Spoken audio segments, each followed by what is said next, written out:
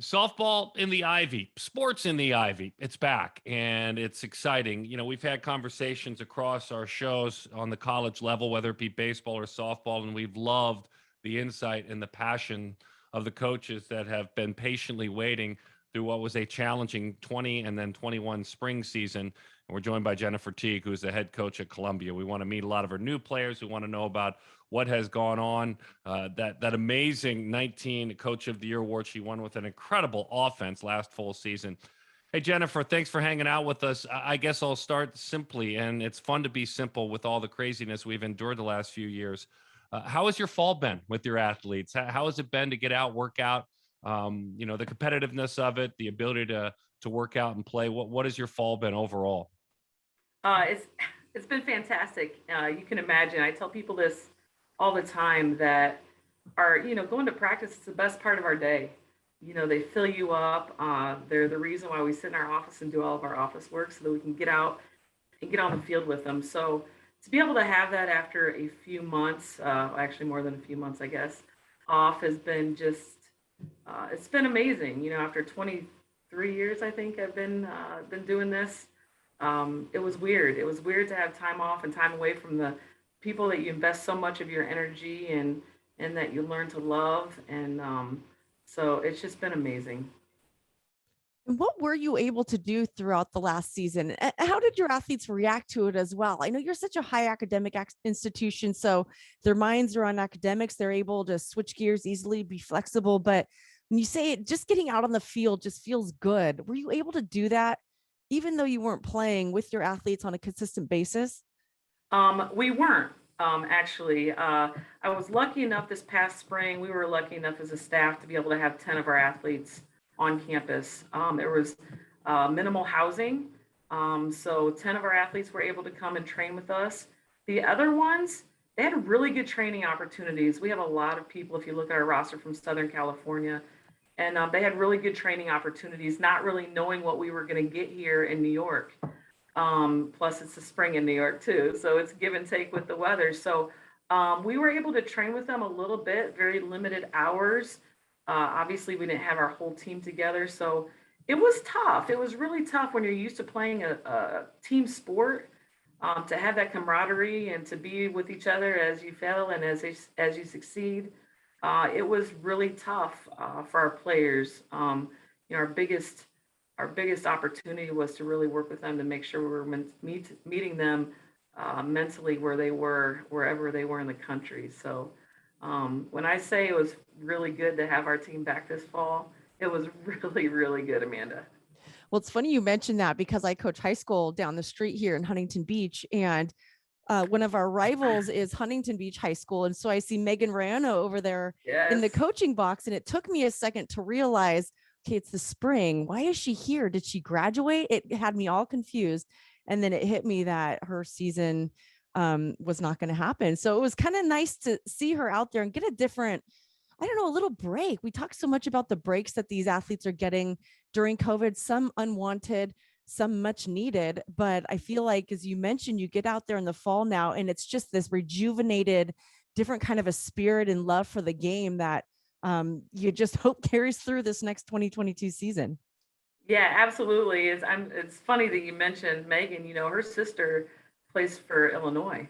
And Mhm. so for her to be able to watch her sister play all last season and her not be able to play, it really drove her. She had the opportunity obviously to coach, but it really drove her to appreciate what she had because she didn't have it. And to be able to see her sister then go back to school and participate and Megan not, it was tough for her, and she has come out like a firecracker this fall, extremely driven, and she's leading from that junior position, and it's been really cool to see for her for sure. Morningside Heights and the Pride Columbia softball. Jennifer Teague joins us. So, Coach, and sorry to interrupt a moment ago as you finished your thoughts. We loved having Paige Smith on this show very recently, and learning about Seton Hall and what was going on there. She's now on your staff. What a unique fit. Recently announced. Please explain how that came together. How excited you are. Yeah, I mean, super excited. She's been such an amazing addition to us. We lost a really, really good hitting coach, and it was interesting because I was sitting on my couch one Thursday evening, and I just really was concerned about the candidates, and wasn't falling in love with any of them. And her name popped into my head literally out of nowhere, and I knew she was on the Upper West Side, right in Harlem. And I contacted one of our mutual friends and said, "Hey, do you think Paige would be interested in talking about my position?" And she said, "I doubt it. She's retiring. She's getting out of coaching." And 15 minutes later, I got a text back from the same friend and said she's interested. So from there, the story was really, really cool because it wasn't just that, and then we interviewed, and that's where it ended. But I called references, and I talked to the athletic director of Seton Hall, and I said, "This is probably a shock that you're getting this phone call." And he said, "Actually, it's not." And he said, "Paige told me that if she were ever to get back into college coaching, it would be for an assistant position at Columbia because it's right in her backyard." The balance of the Ivy League was super important to her. She has a young toddler, a 2-year-old, and then to hear that she had actually told all of her close friends and her coaching colleagues as well the same story. I thought it was pretty cool. She said she almost applied for the job a few years ago when it was open, but this was the right time for her and the right time for us, and it's been up from there. So it's been really exciting. Jennifer, do you have a radio show? I mean, you just told that story so darn well. Like, I know, I right? mean, my You jaw are when- dropped. Well done by you. If you don't, we need to get you one. My goodness, well told story. Thank you. Well, when I'm excited about something, Yeah. it's easy to talk about, and I'm excited about Paige, and she's really challenged me, as a coach that's been in it for 23 years now. I've been at every level. I know you're going to have Chelsea and Hutch on later, and I've coached Chelsea and I've coached with Hutch, and so it's been really cool to be able to learn from Paige. You get to a certain level and you think that know it all, and one way of teaching something, but we all know that there's more than one way from point A to point B. And she has taught me some new ways, some new refreshing, new technology, things like that. So it's been really cool for me this fall to work with her as well. Jennifer Teague is the head coach of Columbia. So the well-rounded athlete, we did chat with Hutch about that, and that the evolution of women. I tell you, the classroom's a big part of it. We're going to stereotype, the Ivy League. We understand what the Ivy League's all about, but it's one thing to have to accomplish what you do in the Ivy League. Then it's another thing when the NFCA report comes out and you top the Ivy League and you're in the top 20 in the NCAA, and your team's GPA is almost 3.7. How proud are you of your roster?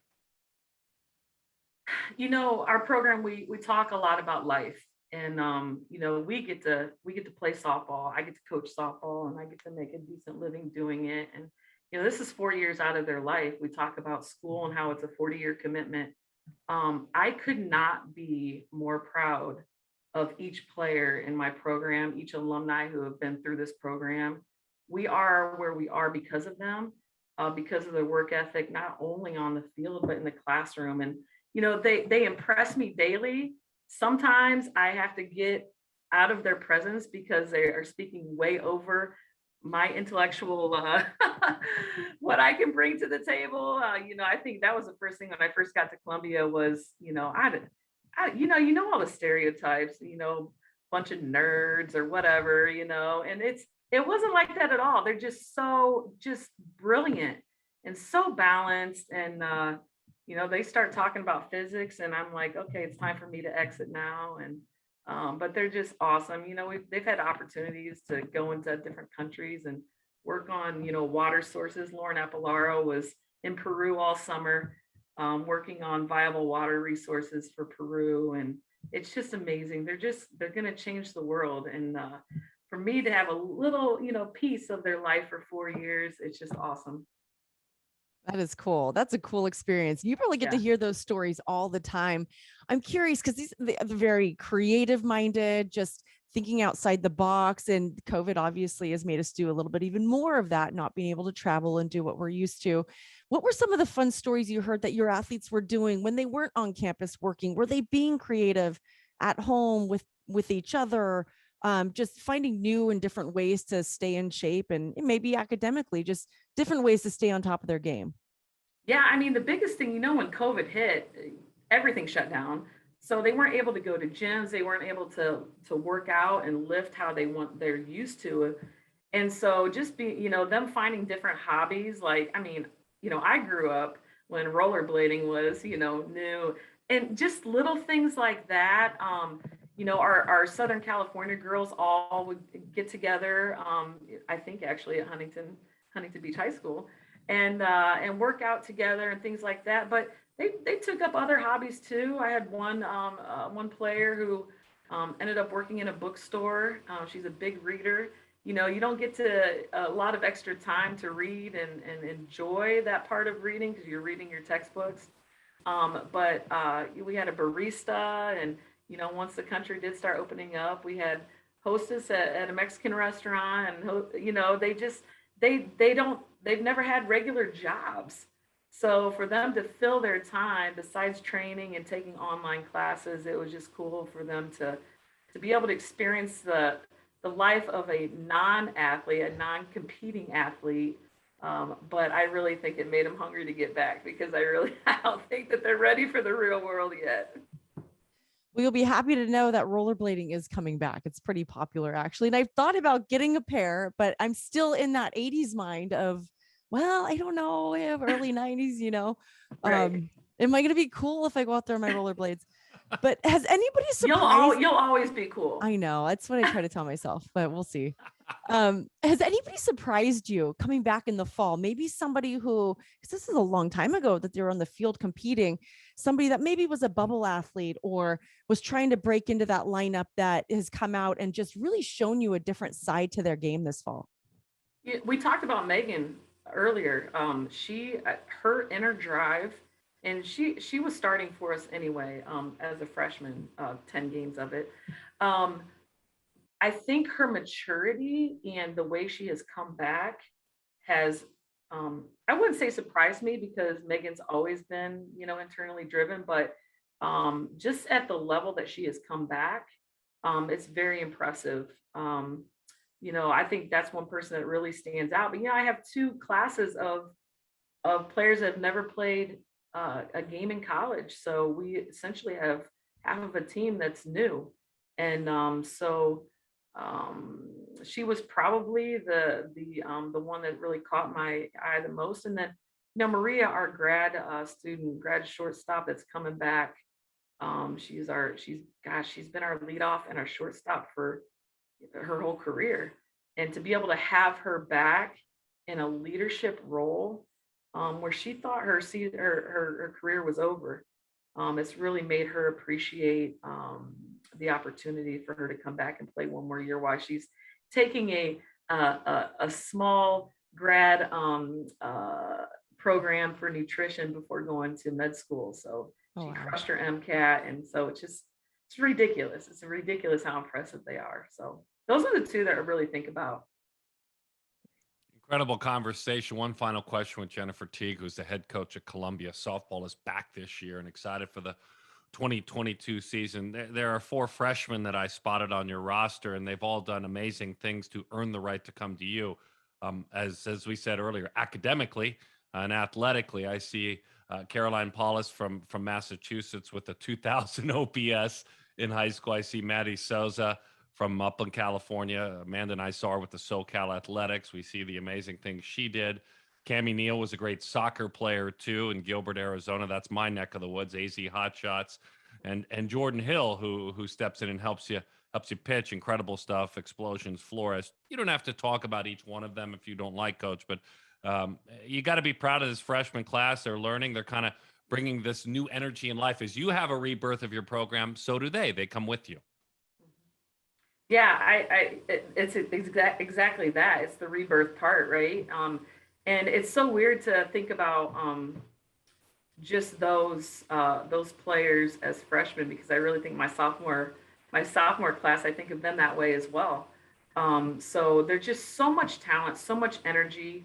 You know, the biggest thing for me and my staff is to really manage expectations this year because they are all like clawing, like literally in a good way, competitiveness and practice. They know that there's a lot of spots that are open.